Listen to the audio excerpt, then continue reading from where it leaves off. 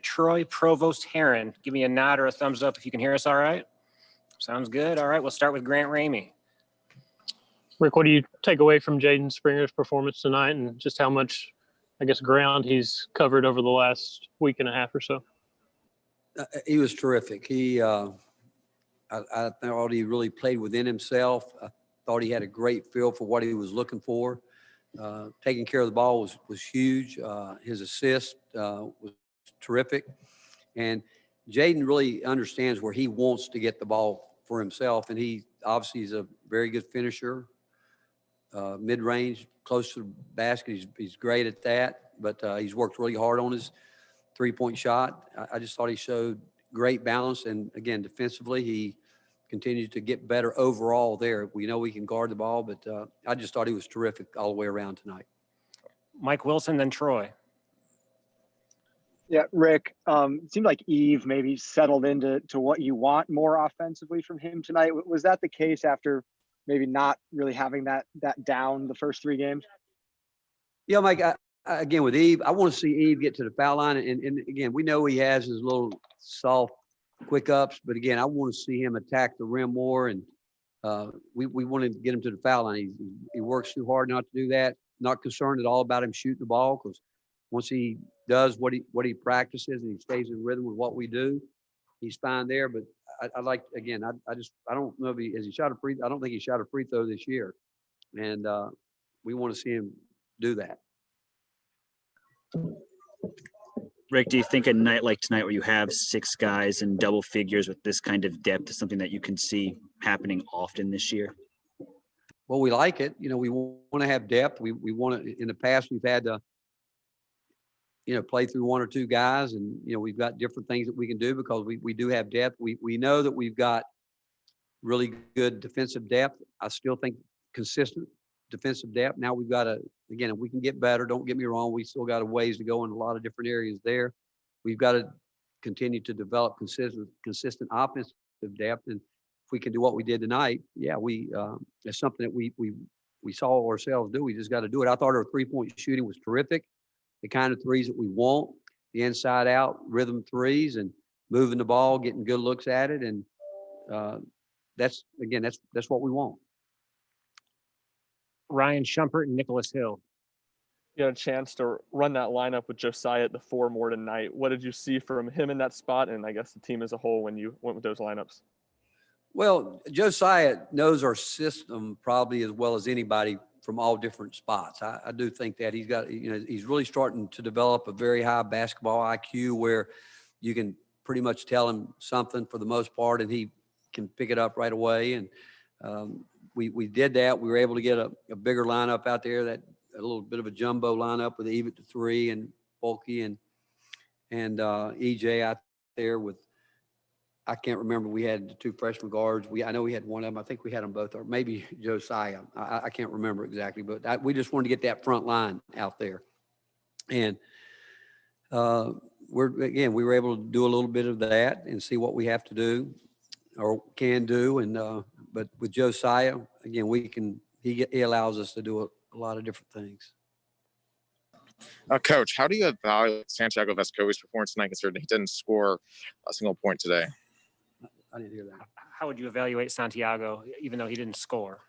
Well, he's a steady guy, and he knows what we're doing, and I still want to get him back to where he's still looking to pass the ball a little bit more when he needs to set that up some where he can shoot it, but he's going to shoot it. We're not worrying about that. I mean, we all know he can shoot the ball, but he's always trying to run the team, do what he needs to do, and he got in some foul trouble, which again, a year ago we would have been in trouble, but now with our depth, we're able to do a little bit more, but he's fine. I mean, Santiago, we all know that he's consistent, and he'll come back and he'll scrub it out himself and look at it, but we all have a lot of confidence in him and what he brings to us. Rob Lewis, followed by Gustavo. Coach, one thing you guys have, it looks like you've done in each of your 4 games is you've been locked in early, especially on the defensive end. What, would you agree with that, and what would you attribute it to? Yeah, we have, and I do. I think it is the fact that I do think our guys have an honest respect for the game. I think they have an honest respect for their teammates, knowing that full well if they don't play hard, somebody's waiting to come in. And I do think our guys honestly have great respect for each other, that they don't want to let each other down. And, that's where I think it starts, because these guys like each other. They've set some standards and goals for themselves. And one of them is, I don't think they want to disappoint each other. So if they're not locked in, and there's sometimes, Rob, that I think where, I thought even tonight, early, I thought that we were, even though we were locked in and it looked good and all that, I still didn't think we were quite as locked in as we needed to be. It looked like we were, you think about it, they hit 2 threes early because of just poor transition defense, where we weren't, after we scored, we weren't getting to our men quick enough. But again, I do know that these guys play for each other, and I know they have a high expectation to make every possession count. Coach, how do you assess John Folk's performance? And especially I was curious to see in the second half if he was kind of taking like a player coach role, like, getting the players riled up, getting the players kind of to, keep it going, as you say. How do you see Folk's performance on and off the court? Well, again, when you look at Folky and Eve, there's no doubt that their teammates have great respect for them because of what they've been through.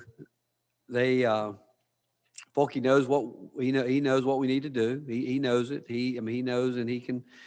We talk about echoing things. He's starting to do more of that. In the past, that was not part of who he was or how he played, but Eve's getting better with it.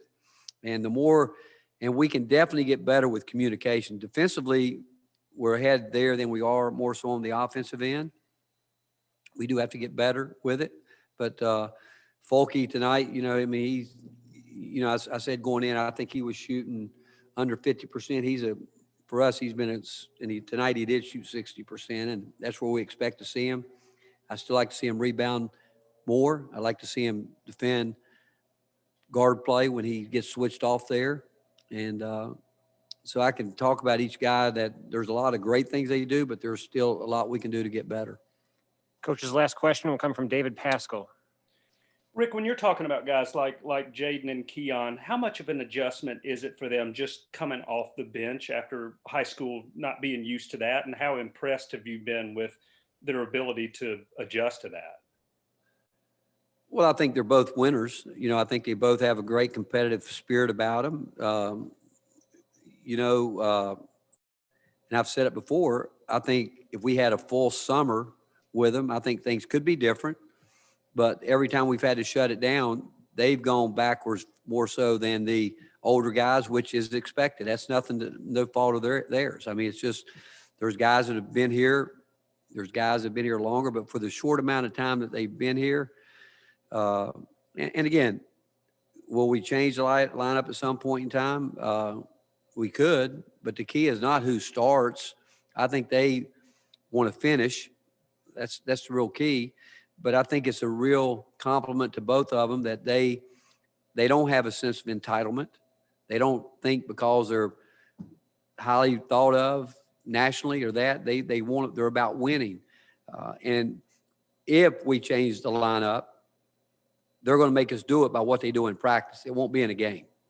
Because one thing that I know is that you've got to be able to do it every single day. And one of the things I talked to them about, getting after both of those guys, when yesterday weren't as good as they could be. And I just know this, everything they get, everything they've done up to this point, they've had to earn it, and they've worked hard to earn it. And for them to continue to go forward, I think the same thing's important for us as a coaching staff, because we've got high expectations for them, maybe more than they have for themselves, even though, again, they're competitive and we all see what they can do. I think there's still so much more in the tank for both of them. And all I know is that we are obligated to help them be everything they want to be, and we're going to do that. And again, I'll say it again, there's no doubt they got hurt. They get hurt more by the stop and starts than anybody. But if we can keep the rhythm going right now, it's only going to help them probably more than anybody. Thank you, Coach. Great, thank you.